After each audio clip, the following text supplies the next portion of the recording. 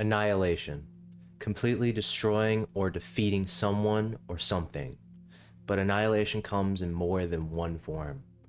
Think of the genocides throughout human history. But what if the end wasn't a bomb, but a disease? How do you truly destroy a person? You don't just kill them, you unmake them. You make them watch as their own body becomes a gateway to a cold, lightless void. You make them the vessel for their own erasure. Sure, this sounds horrible, but what if this was your belief? To reach a state of enlightenment through a process of utter annihilation.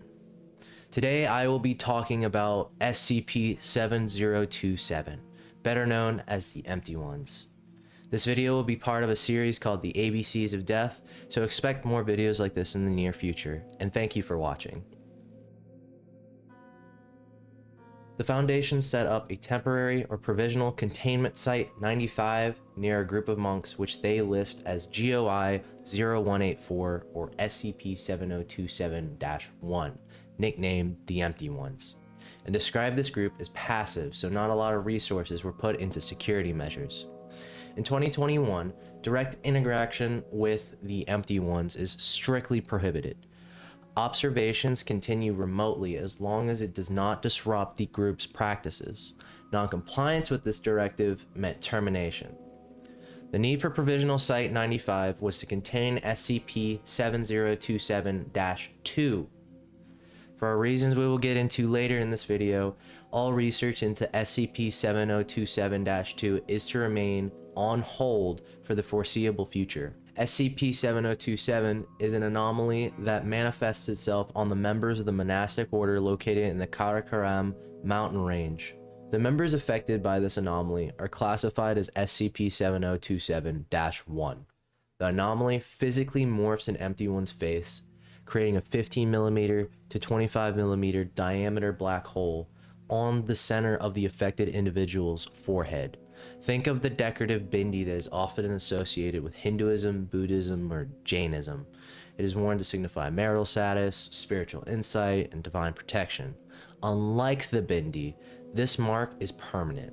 7027 continues to grow on the affected, growing and contorting the Empty One's face, slowly reaching to the rest of their body. The flesh blackened by SCP-7027 does not reflect light and creates small fissures and holes that further disfigure the host. Any object that goes into 7027 does not come out, and for all intents and purposes is unrecoverable.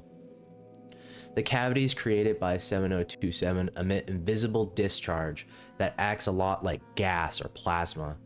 Researchers from the Foundation tried to extract this material multiple times and failed. The temperature of the discharge rapidly approaches zero as the Empty One enters the final stage of infection.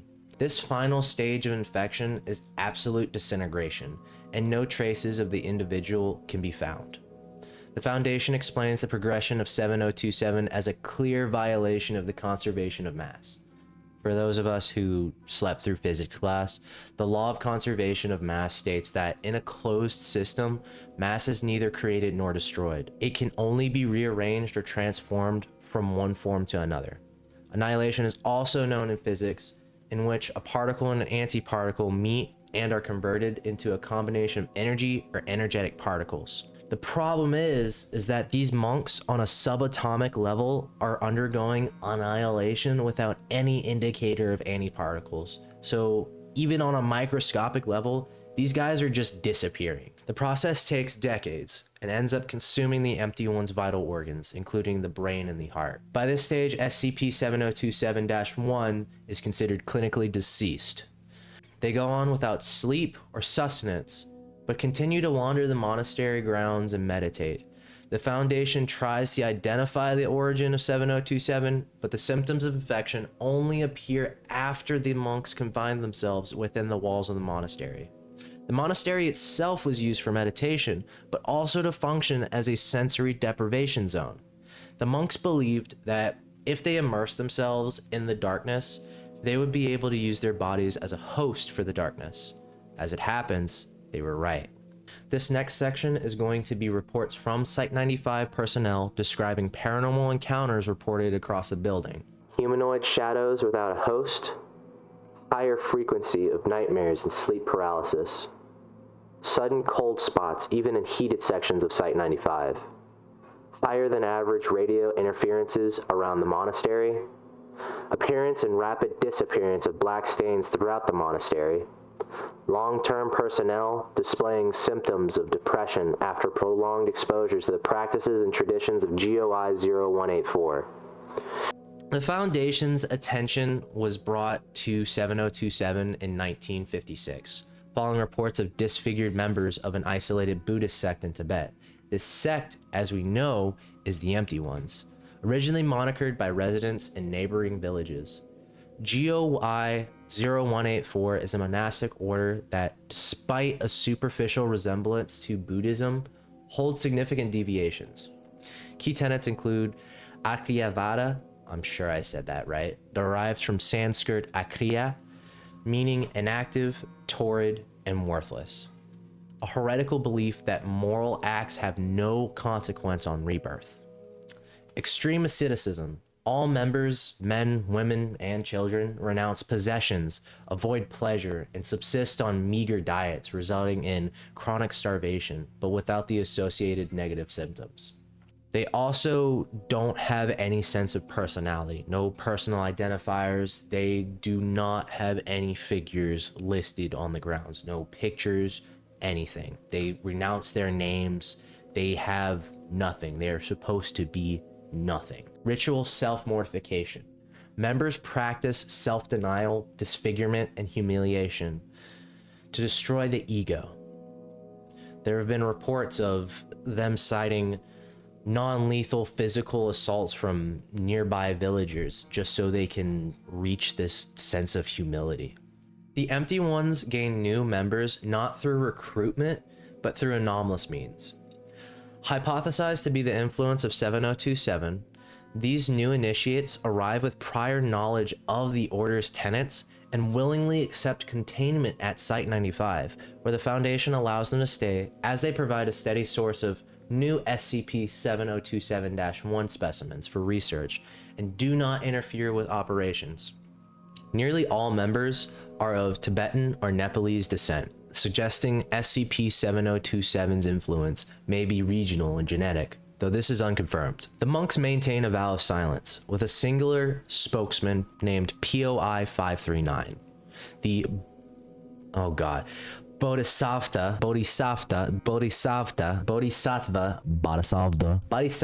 the Bodhisattva. I'm sure I said that one right. Bodhisattva. Acting as the de facto leader. POI 539 intentionally avoids infection by SCP-7027 to fulfill his role in helping the other monks, but he plans to find a successor so that he too can eventually begin the process. So there's an interview in June 22nd, 1956. The interview is conducted by Dr. Jonathan Isaac, a Foundation researcher whose goal is to understand the motives and beliefs of the anomalous group GOI 0184. He is speaking with POI 539, the group's de facto leader and spokesman, who refers himself as the Bodhisattva.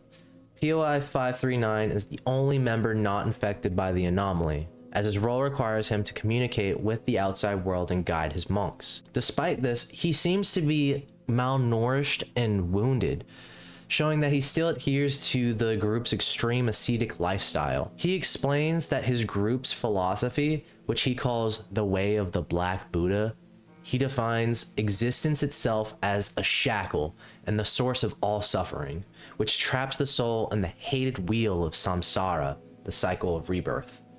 He states that their goal is not simply death, which he dismisses as meaningless as it just restarts the cycle, but the total obliteration of the self, to permanently escape.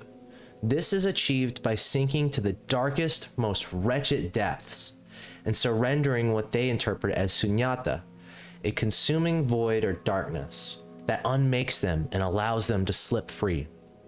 This interview reveals the group's core motivation and provides the chilling logic for their actions. The horrific physical degradation caused by 7027 is not an unwanted side effect. It is their intended method.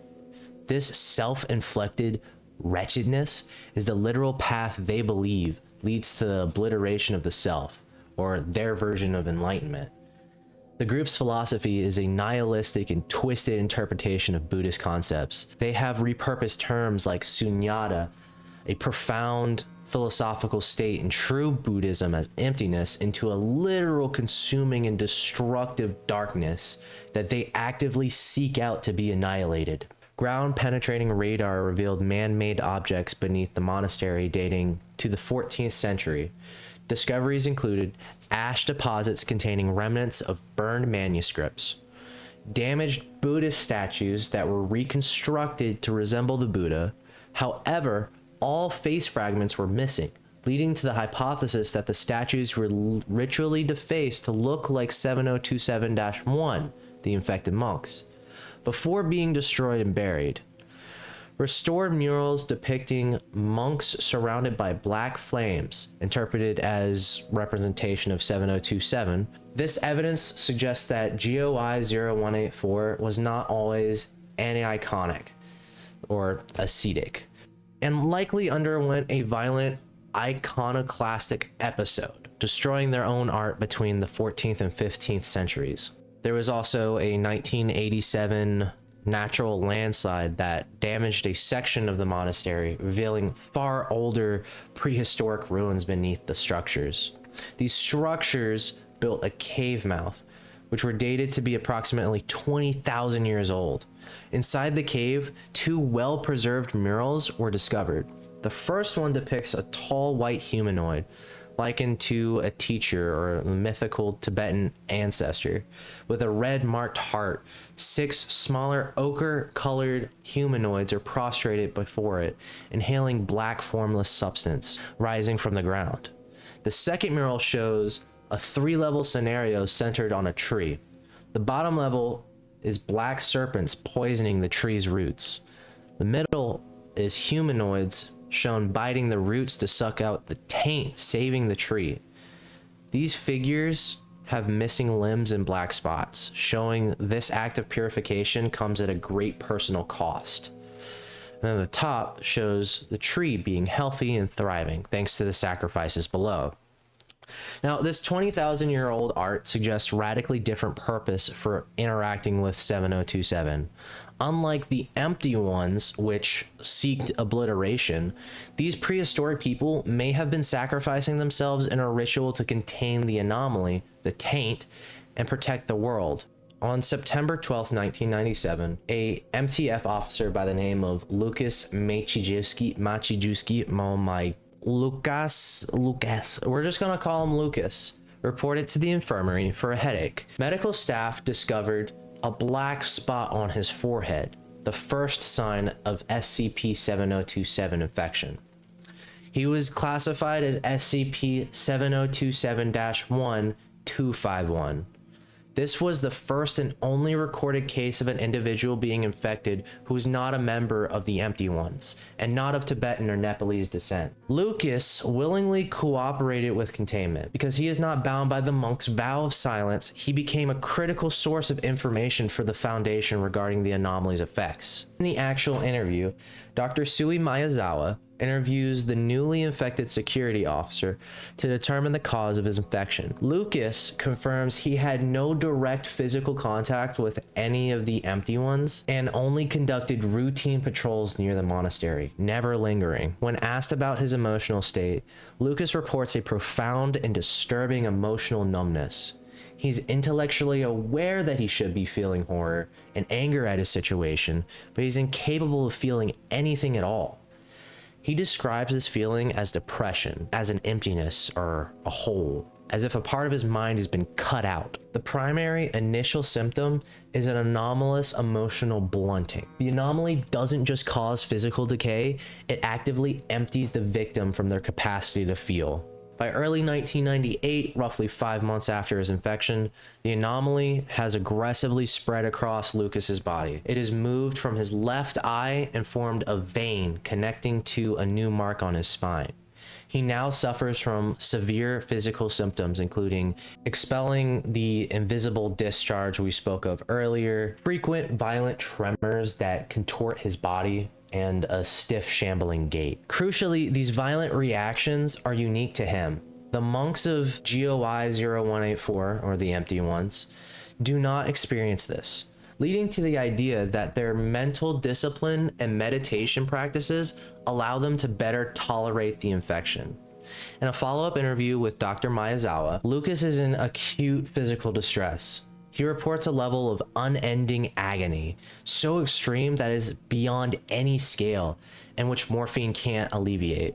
Despite this, he maintains the same unusual calm and clarity as before. He describes his psychological state as a separation or an out-of-body experience. He is viscerally aware of the nauseating pain, but feels psychologically detached from it.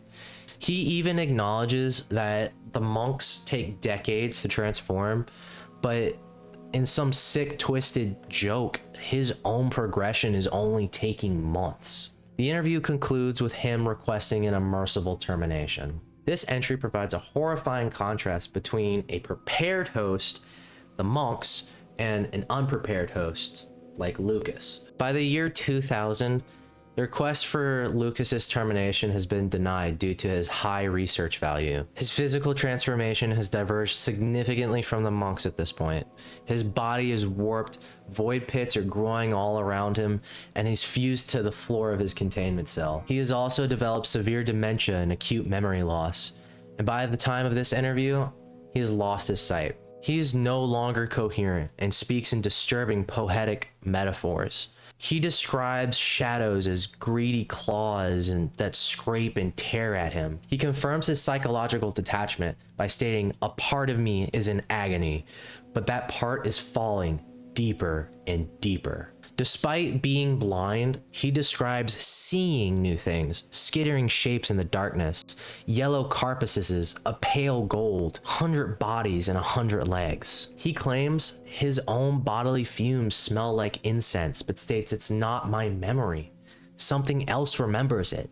He attributes this new knowledge to the librarians, who remember their home, a kingdom under the mountain. This interview ends as he loses consciousness. So Lucas's dementia and memory loss aren't just trauma responses. I think that they're the process itself.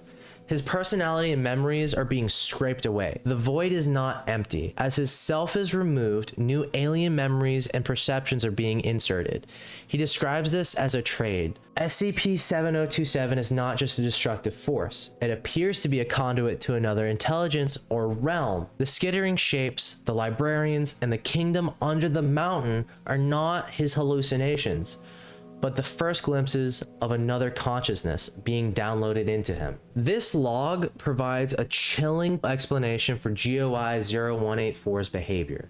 The monk's meditation likely controls their transformation, and their vow of silence may be necessary because their self is also being replaced. They become unmade as humans and remade as vessels for this other sacred knowledge. Lucas's experience is the chaotic, agonizing, and failed version of what the monks willingly undergo. So in October 2001, the final interview, Dr. Sui Miyazawa attempts to interview SCP-7027-1-251. This interview captures the final catastrophic moments of Lucas. It shows his complete psychological collapse and the violent destruction of his body. Lucas is no longer a coherent person. His consciousness has fragmented, shown by his regression to a childlike state and his inability to recall his own name. He describes his existence in terms of being flushed down a drain and acting as a filthy, polluted filter, suggesting the anomaly has hollowed him out and is using his body as a sponge for nothing. Just before his death, his incoherent babbling shifts into a sudden, dense revelation of forbidden knowledge. He claims the anomaly, the whole, is not a void, but an eclipse. This eclipse is a long, long shadow cast by a deathless city of knowledge, which he calls their moon. This city is secretly golden, but its true nature is hidden by a failed black sun. Most importantly, he states this eclipse is a punishment created by the highest after humanity committed transgression, trying to lift us to their heights. He also alludes to the empty ones, whose rituals are now meaningless, stating a new king made them forget the truth an old king had shown them. This implies their current practices are a corrupted echo of forgotten understanding of the anomaly, which is further backed up by the murals that we saw earlier with the tree and the original prehistoric people sucking the taint out of the tree, which is supposed to be symbolic of the world.